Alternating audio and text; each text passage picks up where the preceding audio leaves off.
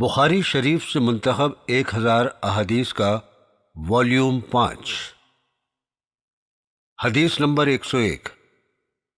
حضرت ابو ہریرہ رضی اللہ تعالی عنہ نے کہا کہ نبی کریم صلی اللہ تعالی علیہ وسلم نے فرمایا، تم میں سے جو کوئی رکوع یا سجدے سے امام سے پہلے اپنا سر اٹھاتا ہے، وہ اس بات سے نہیں ڈرتا کہ کہیں اللہ تعالیٰ اس کا سر گدھے کا سر نہ بنا دے یا اس کی صورت گدھے کی صورت میں تبدیل کر دے۔ حدیث نمبر 102۔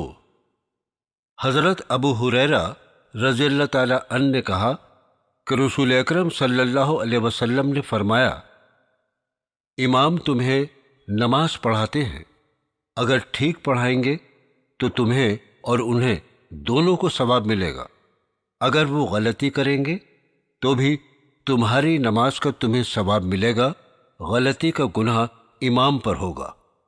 حدیث نمبر 103۔ حضرت نعمان بن بشیر نے کہا کہ نبی کریم صلی اللہ تعالی علیہ وسلم نے فرمایا، نماز میں اپنی صفیں درست رکھو ورنہ اللہ تعالیٰ تمہارے چہرے بدل دے گا۔ حدیث نمبر 104۔ حضرت انس رضی اللہ تعالی عنہ نے کہا، نبی کریم صلی اللہ علیہ وسلم نے فرمایا، اپنی صفیں برابر کرو، کیونکہ صف برابر کرنا نماز کے قائم کرنے میں داخل ہے۔ حدیث نمبر 105۔ حضرت انس رضی اللہ تعالی عنہ نے کہا کہ نبی کریم صلی اللہ علیہ وسلم نے فرمایا، اپنی صفیں برابر رکھو، میں تمہیں اپنی پیٹھ کے پیچھے سے بھی دیکھتا ہوں۔ یہ آپ کا معجزہ تھا، اور ہم میں سے ہر شخص صف میں اپنا کندھا اپنے ساتھی کے کندھے سے اور اپنا قدم اس کے قدم سے ملا کر رکھتا تھا۔ حدیث نمبر 106۔ حضرت عبداللہ ابن عمر رضی اللہ تعالی عنہ سے روایت ہے کہ رسول اکرم صلی اللہ علیہ وسلم جب نماز شروع کرتے تو دونوں ہاتھ کندھوں تک اٹھاتے، اور جب رکوع کے لیے اللہ اکبر کہتے اور جب رکوع سے اپنا سر اٹھاتے تب بھی اسی طرح دونوں ہاتھ اٹھاتے اور سمیع اللہ لمن حمیدہ ربنا لک الحمد کہتے، اور سجدوں میں آپ دونوں ہاتھ نہیں اٹھاتے تھے۔ حدیث نمبر 107۔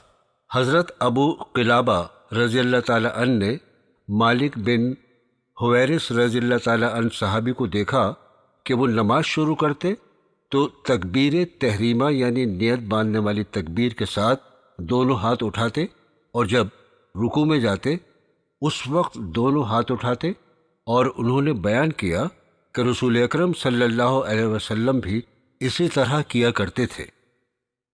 حدیث نمبر 108۔ حضرت نافع رضی اللہ تعالی عنہ نے کہا کہ حضرت عبداللہ ابن عمر رضی اللہ تعالی عنہ جب نماز میں داخل ہوتے تو اللہ اکبر کہتے ہوئے دونوں ہاتھ اٹھاتے یعنی رفع دین کرتے، اور رکوع میں جاتے تب بھی دونوں ہاتھ اٹھاتے، اور رکوع سے واپس آتے وقت بھی کہتے اور دونوں ہاتھ اٹھاتے، اور جب 2 رکعتیں پڑھ کر تیسری رکعت کے لیے اٹھتے تب بھی دونوں ہاتھ اٹھاتے۔ حضرت عبداللہ ابن عمر رضی اللہ تعالی عنہ اس عمل کو نبی کریم صلی اللہ علیہ وسلم کی طرف منسوب کرتے تھے۔ حدیث نمبر 109۔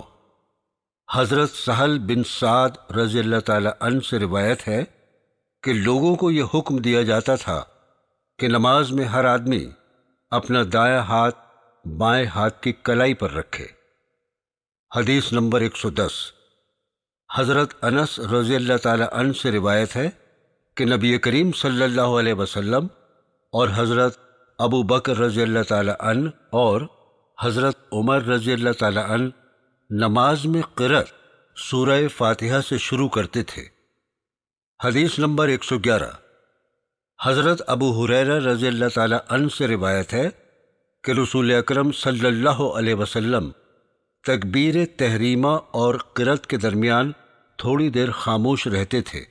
میں نے عرض کیا، یا رسول اللہ صلی اللہ علیہ وسلم، میرے ماں باپ آپ پر قربان ہوں، آپ تکبیر تحریمہ اور قرأت کے درمیان خاموشی سے کیا پڑھتے ہیں؟ آپ نے فرمایا میں یہ پڑھتا ہوں۔ ترجمہ: اے اللہ، مجھ سے میرے گناہ اتنے دور کر دیجئے جیسے آپ نے پورب اور پچھم کی دوری کی ہے۔ یا اللہ، مجھ کو گناہوں سے ایسا پاک کر دیجئے جیسے سفید کپڑا میل کچیل سے پاک صاف ہو جاتا ہے۔ یا اللہ، میرے گناہ پانی و برف اور اولوں سے دھو ڈالیے۔ دوسری دعا یہ پڑھتے تھے۔ ترجمہ: اے اللہ، میں آپ کی پاکی بیان کرتا ہوں اور آپ کی تعریف کرتا ہوں، اور آپ کی شان بہت اونچی ہے اور آپ کے علاوہ کوئی معبود نہیں ہے۔ دونوں دعاؤں میں پہلی دعا بہتر ہے۔ حدیث نمبر 112۔ حضرت ابو ہریرہ رضی اللہ تعالی عنہ سے روایت ہے کہ حضرت عائشہ رضی اللہ تعالی عنہ نے کہا کہ میں نے رسول اکرم صلی اللہ علیہ وسلم سے سوال کیا، نماز میں ادھر ادھر دیکھنا کیسا ہے؟ آپ نے فرمایا، یہ شیطان کا نمازی پر حملہ کرنا ہے، وہ نمازی کی نماز پر جھپٹ پڑتا ہے۔ حدیث نمبر 113۔ حضرت عبادہ ابن ثابت رضی اللہ تعالی عنہ سے روایت ہے کہ رسول اکرم صلی اللہ علیہ وسلم نے فرمایا۔ ترجمہ: جس شخص نے سورہ فاتحہ نہیں پڑھی اس کی نماز ہی نہیں۔ حدیث نمبر 114۔ حضرت ابو قتادہ رضی اللہ تعالی عنہ سے روایت ہے کہ نبی کریم صلی اللہ علیہ وسلم ظہر کی پہلی 2 رکعتوں میں سورہ فاتحہ اور 2 سورتیں، یعنی ہر رکعت میں ایک ایک سورہ پڑھتے تھے، اور آخری 2 رکعتوں میں ایک ایک سورہ پڑھتے تھے۔ آخری 2 رکعتوں میں یعنی تیسری اور چوتھی رکعت میں صرف سورہ فاتحہ پڑھتے تھے۔ پہلی رکعت دوسری رکعت سے لمبی پڑھتے، اور ایسا ہی عصر اور فجر کی نماز میں کرتے تھے۔ حدیث نمبر 115۔ حضرت ابو ہریرہ رضی اللہ تعالی عنہ سے روایت ہے کہ رسول اکرم صلی اللہ علیہ وسلم نے فرمایا، جب امام آمین کہے تو تم بھی آمین کہو، کیونکہ جس کی آمین فرشتوں کی آمین سے مل جائے تو اس کے پہلے کے گناہ بخش دیے جاتے ہیں۔ حدیث نمبر 116۔ حضرت سعد بن ابی وقاص رضی اللہ تعالی عنہ سے روایت ہے کہ حضرت مصعب ابن سعد رضی اللہ تعالی عنہ نے اپنے والد حضرت سعد ابن وقاص کے برابر میں نماز پڑھی، اور انہوں نے کہا کہ میں نے رکوع میں دونوں ہتھیلیاں ملائیں اور دونوں رانوں کے درمیان میں رکھ لی۔ میرے والد نے منع کیا اور کہا، پہلے ہم ایسا کیا کرتے تھے، پر ہمیں ایسا کرنے سے منع کر دیا گیا ہے، اور یہ حکم ہوا کہ رکوع کے دوران ہاتھوں کو گھٹنوں پر رکھیں۔ حدیث نمبر 117۔ حضرت برا ابن عازب رضی اللہ تعالی عنہ سے روایت ہے کہ نبی کریم صلی اللہ علیہ وسلم کا رکوع اور سجدہ اور دونوں سجدوں کے درمیان میں بیٹھنا اور قومہ یعنی رکوع کے بعد کھڑا ہونا، یہ سب قریب قریب برابر تھے، سوائے قیام یعنی قرأت کی حالت کے اور التحیات کے۔ حدیث نمبر 118۔ حضرت ابو ہریرہ رضی اللہ تعالی عنہ سے روایت ہے کہ نبی کریم صلی اللہ علیہ وسلم مسجد میں تشریف لائے، اتنے میں ایک شخص آیا، اس نے نماز پڑھی اور آ کر آپ کو سلام کیا۔ آپ نے سلام کا جواب دیا اور فرمایا، جا نماز پڑھ، تو نے نماز نہیں پڑھی۔ وہ گیا، دوبارہ نماز پڑھی، پھر آ کر آپ کو سلام کیا۔ آپ نے فرمایا، جا نماز پڑھ، تو نے نماز نہیں پڑھی۔ 3 بار یہی عمل ہوا۔ آخر اس نے عرض کیا کہ اس ذات کی قسم جس نے آپ کو حق کے ساتھ رسول بنا کر بھیجا ہے، میں تو اس سے اچھی نماز پڑھنا نہیں جانتا، آپ مجھے سکھلائیے۔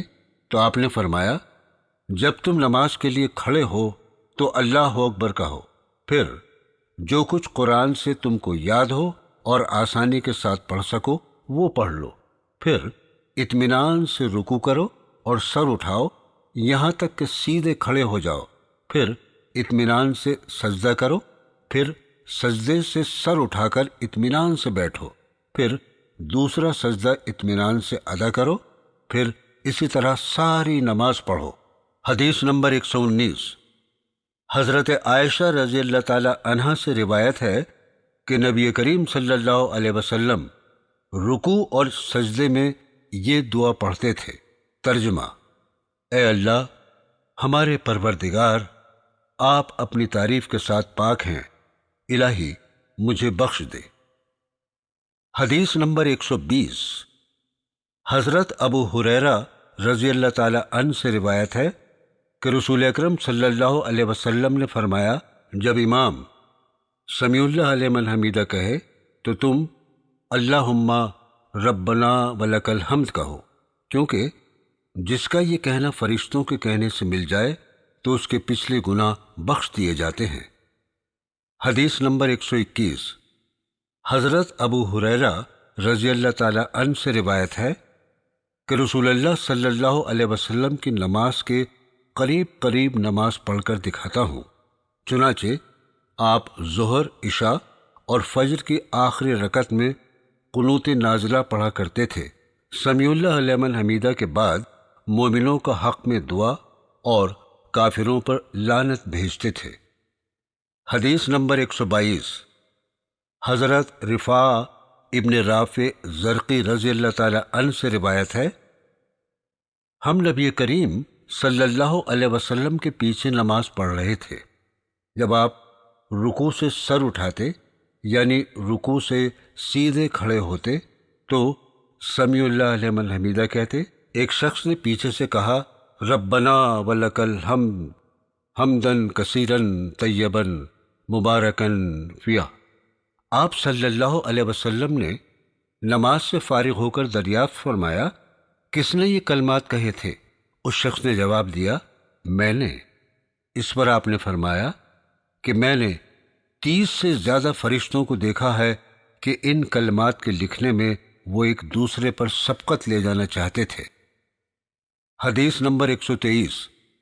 حضرت انس رضی اللہ تعالی عنہ نے نبی کریم صلی اللہ علیہ وسلم کی نماز کا طریقہ بیان کرتے ہوئے فرمایا، آپ صلی اللہ علیہ وسلم نماز پڑھتے اور جب رکوع سے سر اٹھاتے تو اتنی دیر تک کھڑے رہتے ہم سمجھتے کہ آپ بھول گئے ہیں۔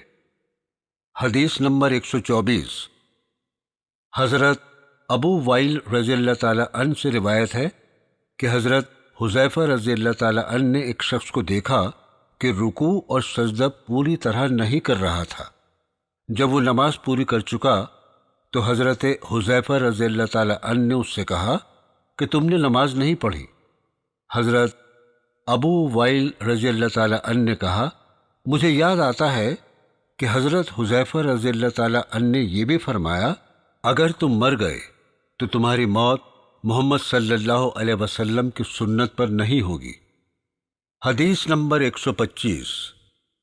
حضرت ابن عباس رضی اللہ تعالی عنہ سے روایت ہے کہ نبی کریم صلی اللہ علیہ وسلم نے فرمایا، مجھے 7 ہڈیوں پر سجدہ کرنے کا حکم ہوا، پیشانی پر، اور آپ نے پیشانی میں ناک کو بھی داخل فرمایا، اور دونوں ہاتھوں پر، دونوں گھٹنوں پر اور دونوں پاؤں کی انگلیوں پر، اور یہ بھی حکم ہوا کہ نماز کے دوران ہم کپڑوں اور بالوں کو نہ سمیٹیں۔